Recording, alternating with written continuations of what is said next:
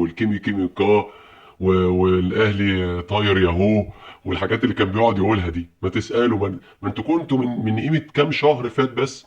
احنا الجامدين اللي مفيش مننا، احنا اللي هيتعادل معانا هيعمل فرح، احنا اللي هياخد نقطه قصادنا هيعمل مش عارف ايه. ها، ما كانش كابتن زيزو ده اللي كان عندنا بالونه وبتاع ضربات جزاء وبنالتيات بس. النهارده بقى مش موجود في الملعب، وقلت لهم لو دخل يشوطها هو هيضيعها. امال ايه ده؟ انتوا كنت يعني مش عايز اقول لك ايه اللي اتعمل عشان ده يمشي من الزمالك، مش عايز اقول. مش كان جامد مرجيحه ومفيش حد احسن منه، وخدناه من قلب 100 عقبه وفري وما دفعناش فيه جنيه. واضرب يا خطيب واضرب يا بيبو بيبو بيبو، مش كان كده؟ دلوقتي بقى مسببات الامراض يا كابتن احمد.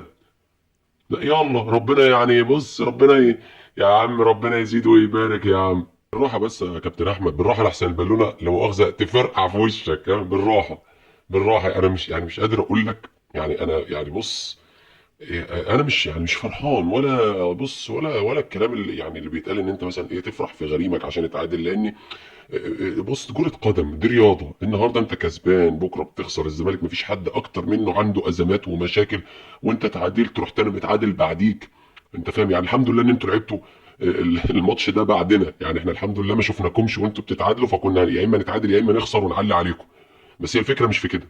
الفكرة في التعادل بتاعك، ان ضربة جزاء في الدقيقة 92 يدخل يتصدر لها اللاعب اللي انت عامل عليه ضجه وهيلمان كبير وكنت عامله عندي مسخ، عملت تشتم فيه وتهزقه، لما جه عندك بقى اجمد واحد في الكون. فاهم؟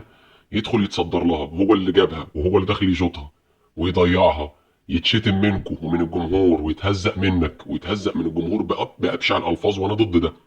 يعني في فيديوهات حتى للناس قاعده جنب سيد عبد الحفيظ في المدرجات، اللي قال لامك واللي جاب امك واللي جابك من الزمالك يا عم، انت ايه اللي جابك عندنا، وادي اخره اللي مش عارف ايه، وكلام شتايم بابشع الالفاظ.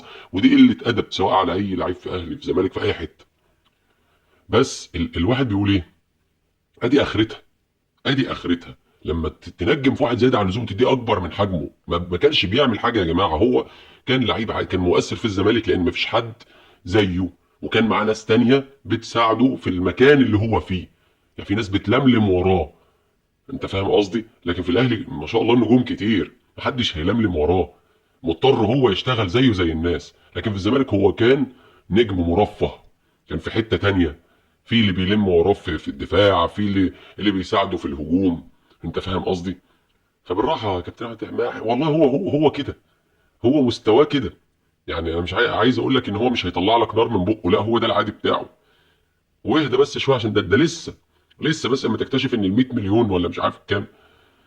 يعني بص، جيبوا بيهم ورق تجيبوا بيهم يعني مناديل لا مؤاخذه تنشفوا بيها عرقكم. الصبر بس يا عم كابتن احمد، الصبر. يعني ادي ضربه الجزاء، حتى ضربات الجزاء يا اخي اللي كان فالح فيها عندنا بقى فاشل فيها عندكم. في اكتر من كده؟ يعني على فكره ما بتمنلوش حاجه وحشه، يعني ربنا يكرم الناس كلها.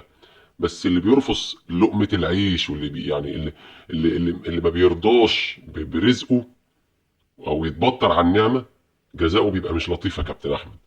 ها؟ واللي بيخليه يتبطر عن النعمه، اللي بيساعده انه يتمرد او يتبطر عن النعمه، برضه جزاؤه بيبقى مش لطيف يا كابتن احمد، حتى لو بان غير كده في الاول. ماشي. بس انا حبيت اقول لك الكلمتين دول يا ابو حميد. ليلتك فل يا باشا. عايزك بس تهدى بس لحسن لا مؤاخذه البالونه تفرقع في وشك يا عم. انا مش عارف، اخاف عليك، خايف عليك من الضغط والسكر.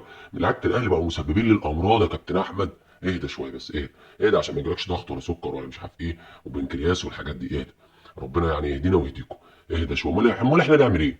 ده احنا كان زماننا اموات من زمان عشان اللي بيحصل للزمالك ده. ده احنا لينا يا عم، ده احنا بص ربنا يعني يسترها معانا يا عم. اهدى بس اهدى. ربنا بس يكفيك شر الامراض يا كابتن احمد، ما تتفرجش على زيزو تاني. انا لو مكانك طالب مجلس اداره الاهلي ان هو يسرحه. ممكن يقف على بوابه النادي مثلا يدخل الناس اللي طالعه واللي داخله. او ممكن مثلا ايه، عارف انت، مثلا يقف يعني ايه يعني امن في النادي. ممكن يبقى امن يعني من امن النادي اللي هو مثلا ايه، حد لا مؤاخذه في الكلمه سرق حاجه ولا حد عمل حاجه، فنجري درجن درجن درجن فاهم، نجيبه من قفاه. فاهم قصدي؟ بس والله احنا يعني بنهزر، يعني ما نقصدش نقلل من اي حد، الناس كلها فوق دماغنا، وحتى اخي احمد سيد زيزو على دماغنا من فوق. بس احنا الفكره ان دي رياضه وكوره، مش عايزين ندي الناس اكبر من حجمها. محدش جامد جدا يساوي 100 و200 و300 مليون، كل الناس عاديه، كل الناس عاديه، سواء اهلي زمالك سواء مش عارف إيه، ومكسب وخساره.